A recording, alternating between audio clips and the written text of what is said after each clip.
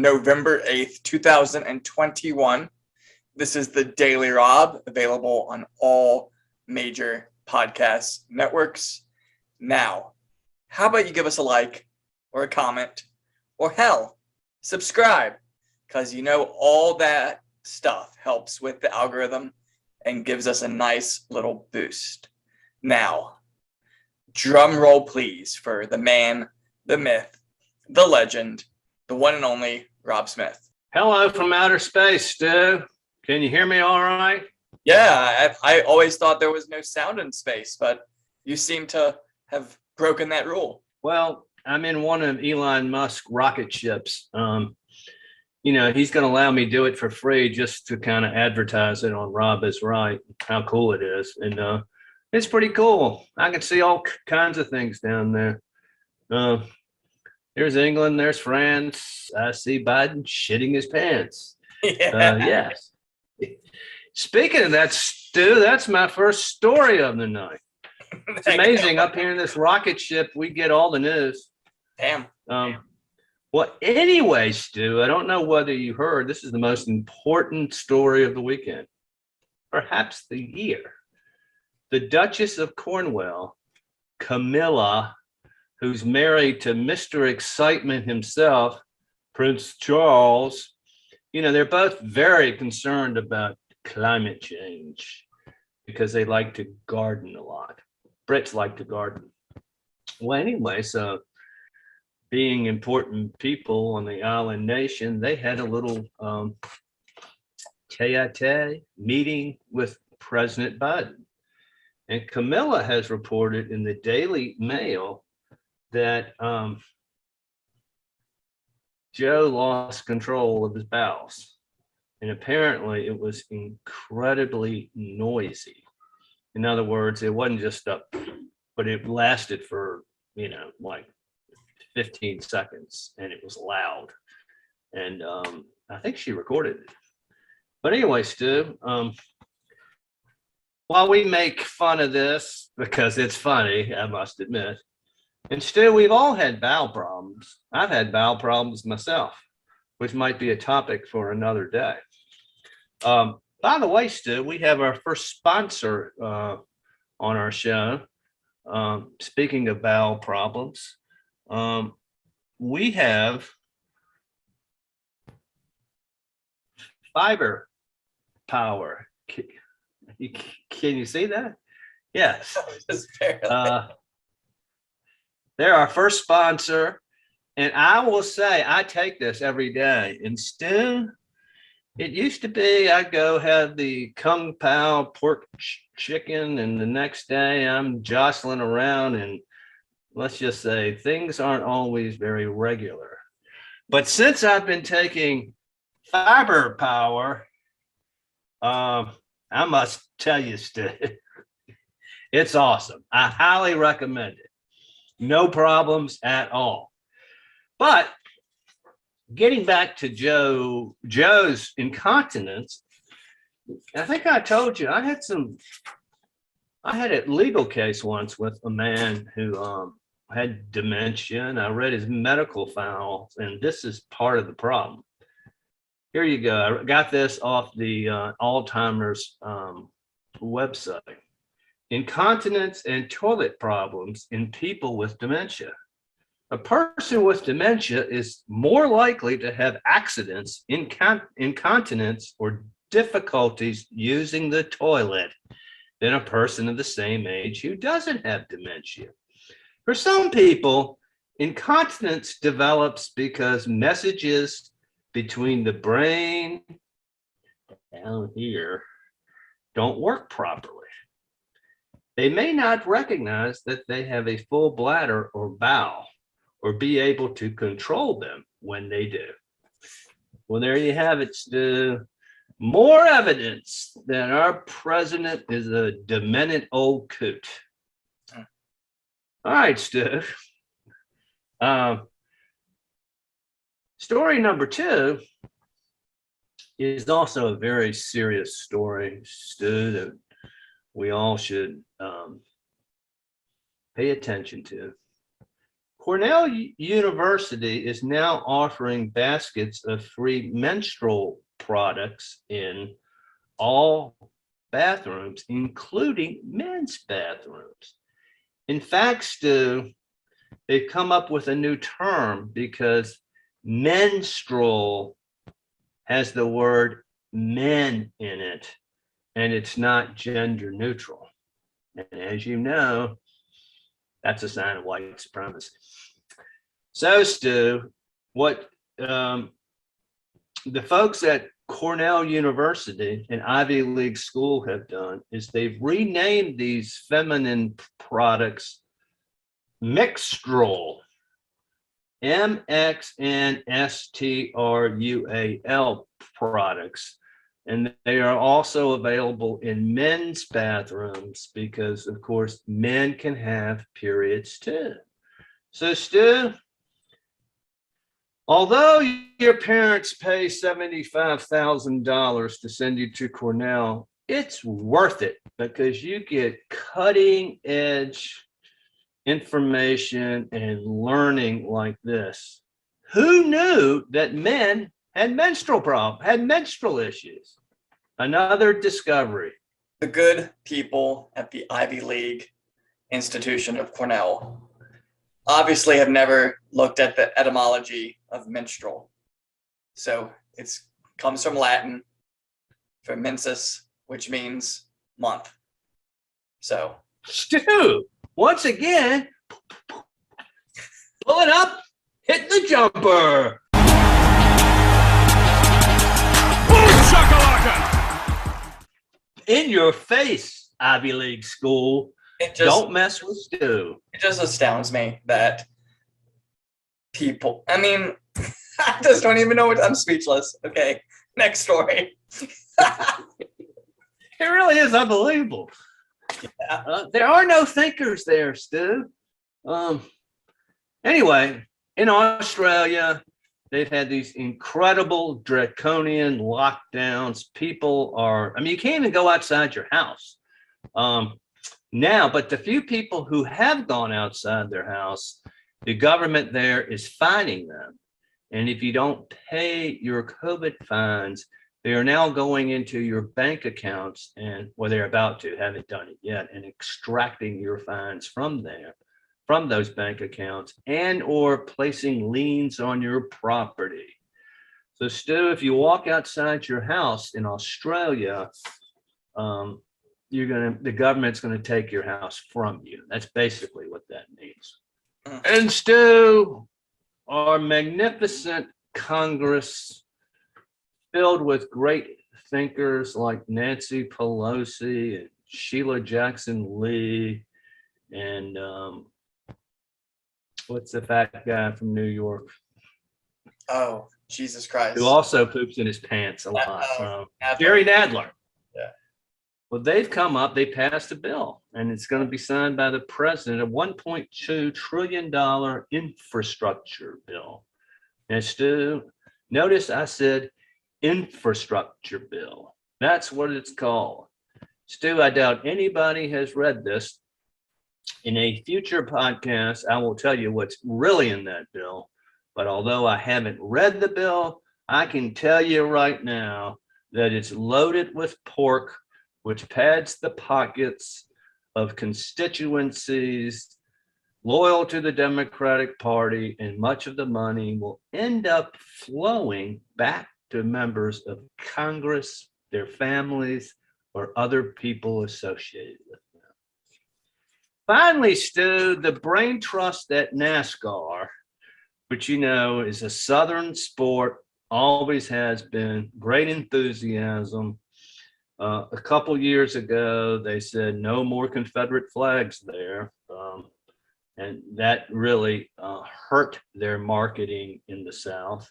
Well, now they've come up and they've said that they're denouncing the Let's Go Brandon chat. Now, Stu, I know a lot of these good old boys, and you tell them they can't do something, they're going to do it. So mark my words, by telling the fans they can't do this, you're going to see a lot more Let's Go Brandon at NASCAR. Stu, you ever been to a NASCAR race? I have not, surprisingly enough. Yeah. I've been to one. And I've been to a number of, local stock car things. It's fun. Yeah, I can see that. It's fun for the people watching.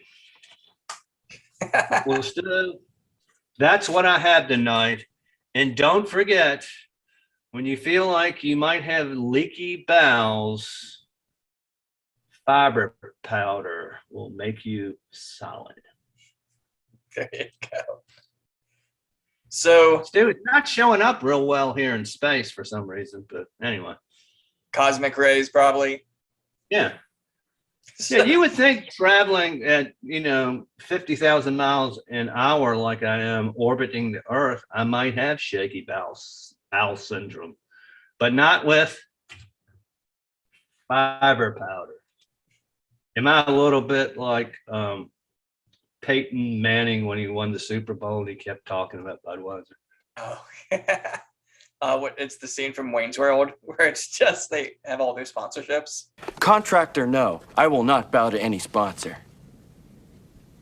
Maybe I'm wrong on this one, but for me, the beast doesn't include selling out.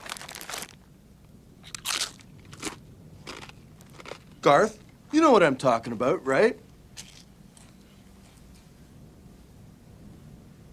It's like people only do things because they get paid. And that's just really sad. To backtrack to the infrastructure plan, both Tim Kaine and Mark Warner were discussing how they felt the Virginia election would have been different had that passed in October, which I think is a major cope. And I have found two wonderful videos of these two uniquely beautiful men. So I hope everyone's ready to get Tim Kaine in the membrane and to cook with Mark and Kamala. 1, 2, 3, 4, 5, 6, 7, 8, 9. There are 10 things you need to do. Number 1. You register to vote and it's on. You post that Hillary sign up on your lawn. Number 2. Call some undecideds with your crew. Your cousins in Ohio, maybe try and flip them blue. Number 3. Watch Hillary examine the terrain. Watch a campaign with the man Tim Kaine. Tim Kaine in the membrane. Tim Kaine in the brain.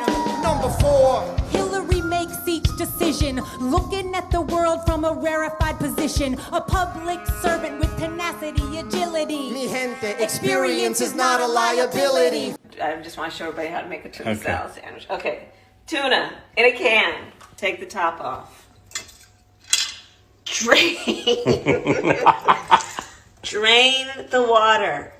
Drain the water out of it. Okay. Then drop. Okay, I think we got Mark. We have Mark. Mark, are you there? Hey. All right, we got it. Hi. We are technology superstars. Hi. How are you? Senator, nice to see you. It looks like a lovely kitchen. It's a great kitchen. I saw your kitchen. Well, you saw, my extra kitchen. This is Oh, I only have one kitchen. Okay, are you ready, Mark? Because, brother, I love you to pieces, and we got to work this whole tuna salad thing out. Which kind of mayonnaise what kind of mayonnaise are you using? Because I got grief because I didn't use Duke's, which is from Virginia, but I originally was going to use Miracle Whip, but I thought that was too gross. If you want to get fancy, Yep, I do. you could really jazz it up with like a little parsley. It was Grey Poupon. Oh my Parsley. gosh. Yes, ma'am. Parsley. Chop up a little parsley and throw it in there. Okay. I've already eaten my sandwich with this much time you're taking, but it's okay. Whether you're in California or Virginia, for the people reviewing this, they can now realize your United States senators can not only pass legislation, but feed the masses. And feed ourselves in the process. And eat ourselves. My next story concerns a school in North Carolina called Hawthorne Academy. A young woman was sexually assaulted there. They had a lecture on Title IX, and the girls started talking with each other, and 2 girls came forward about a boy who had been sexually harassing women there. So the police were contacted, and the boy spoke with the police, admitted to doing it, was charged, but then, because this is how schooling works nowadays, the girls got suspended for outing that boy as a predator and had to sign a document saying that they wouldn't do anything else to retaliate against him. So, welcome to America, where even if you're the victim now, sexually assaulted, but if you out the guy who sexually assaulted you, you get in trouble instead of the criminal. yeah. And so the superintendent had some, oh, let me address this. We take all these things very seriously.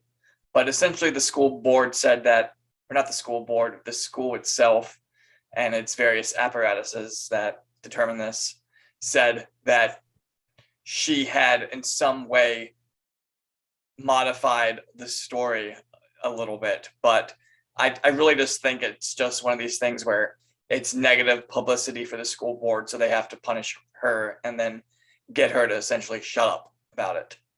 And, you know, there's a piece of me that thinks, oh, is this news story only out there because it's so shocking? There's a piece of me that just thinks this might be part of a larger trend where, you know, when you live in a society with songs like Wet Ass Pussy, kids get sexualized even younger and younger, and they start acting like complete total perverts who can't control themselves. So just kind of just very Southern Gothic and bizarre and gross. But, you know, why does this keep happening at these high schools?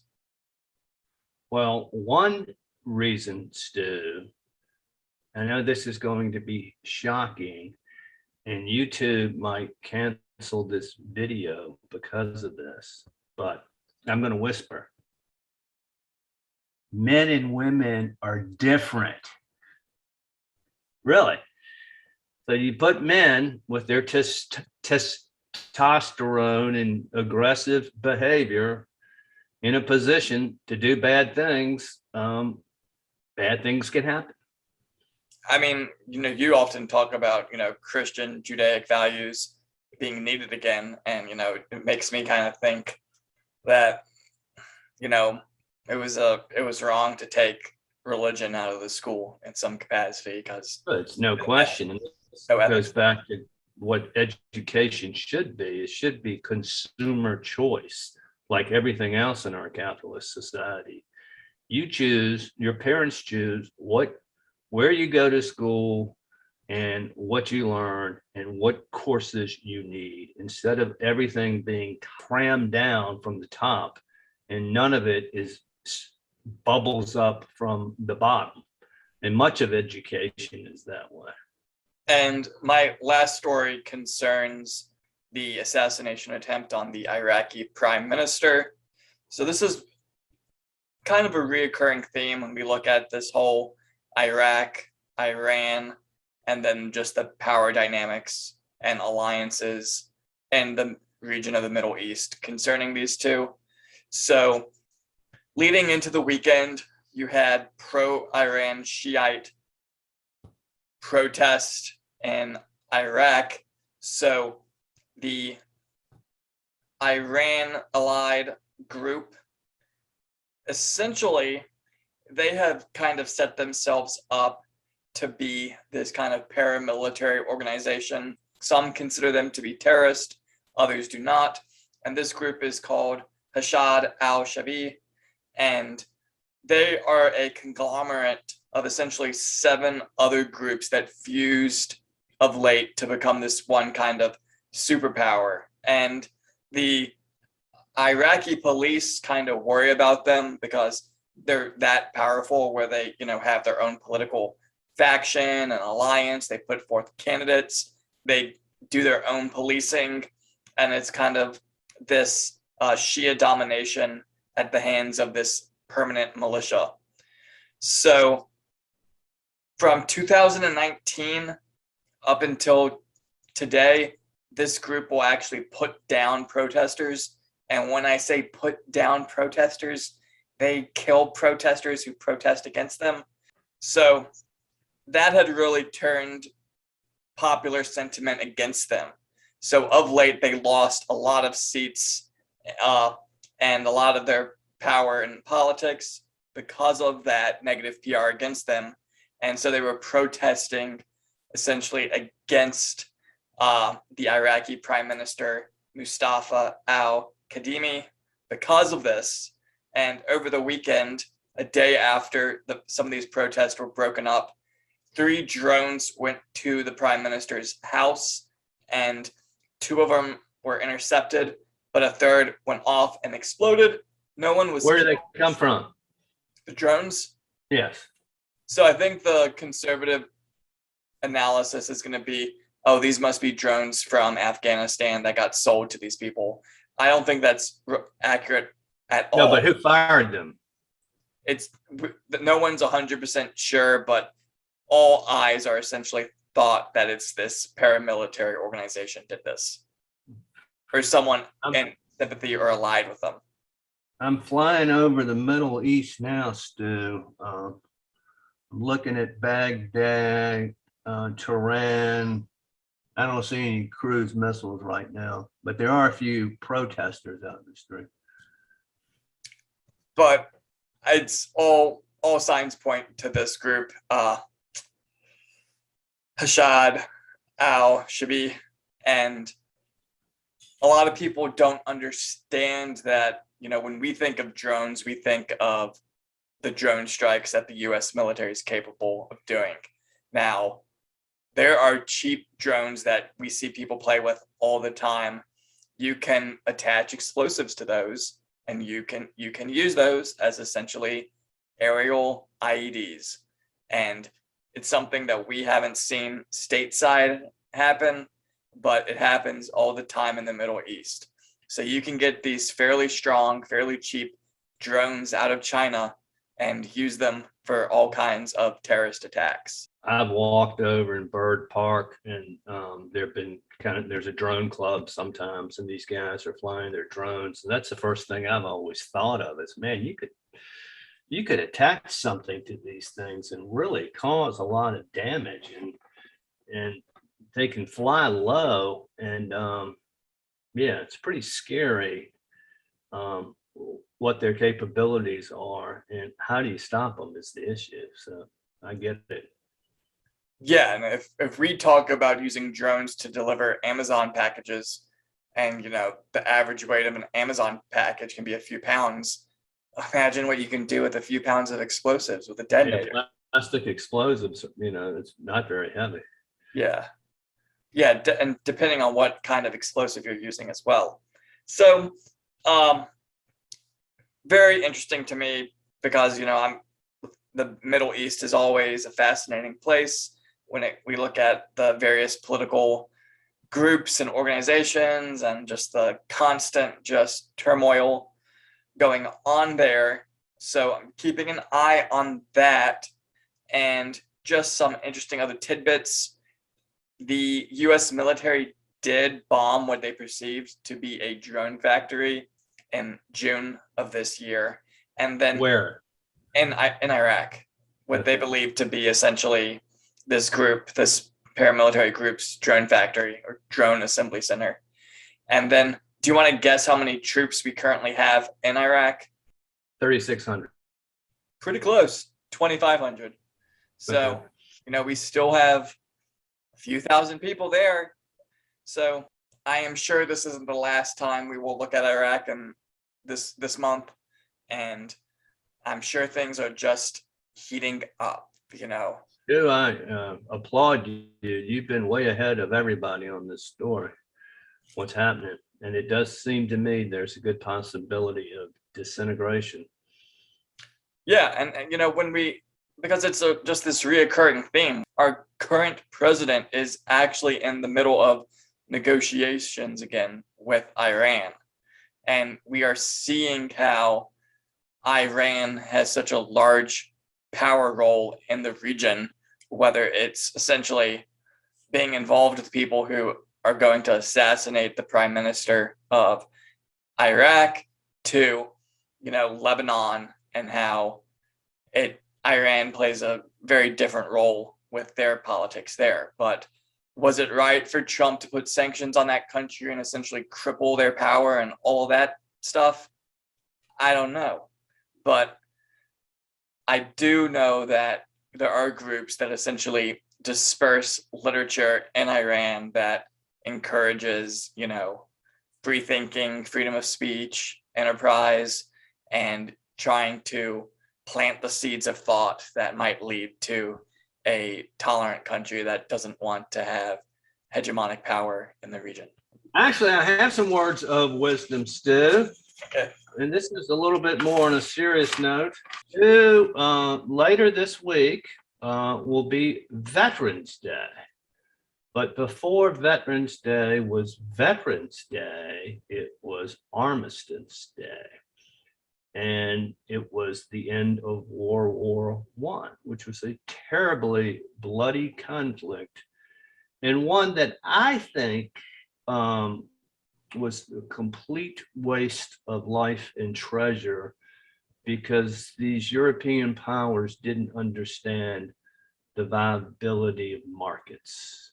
I think they lived in this mercantile world, and they felt like their little trade zones had to compete against the other trade zones. And when you look at it now, the reasons for the conflict, they don't make much sense. But here's a poem. I thought we'd read it now instead of on Armistice Day, just so people can start to think about it in the next 4 days. In Flanders Field by John McCrae. In Flanders fields, the poppies blow between the crosses, row on row, that mark our place, and in the sky, the larks still bravely singing fly. Scarce heard amid the guns below, we are the dead. Short days ago, we lived, felt dawn, saw sunset glow, loved and were loved, and now we lie in Flanders Field. Take up our quarrel with the foe, to you from failing hands we throw. The torch be yours to hold it high, if ye break faith with us who die. We shall not sleep, though poppies grow in Flanders Field. Now, Stu, both of your great grandfathers were officers in World War I. And so this has some meaning to you. This is primarily British in nature. But Stu, I think it says we ought to remember those who gave their lives for their country. I was reminded of the epitaph associated with the Spartans, where it's a poem, and then it says, go tell her passerby that here by Spartan law we lie. And men will have honor and duty and will stand and fight, but the least you can do is remember them. And as Chesterton did say, there is a democracy of the dead that we should honor that often gets neglected. You damn right. And many of the punks who are always complaining couldn't hold the jockstrap for a lot of these soldiers who gave their lives. So here, Stu. To the honored dead. America, baby. In Flanders field.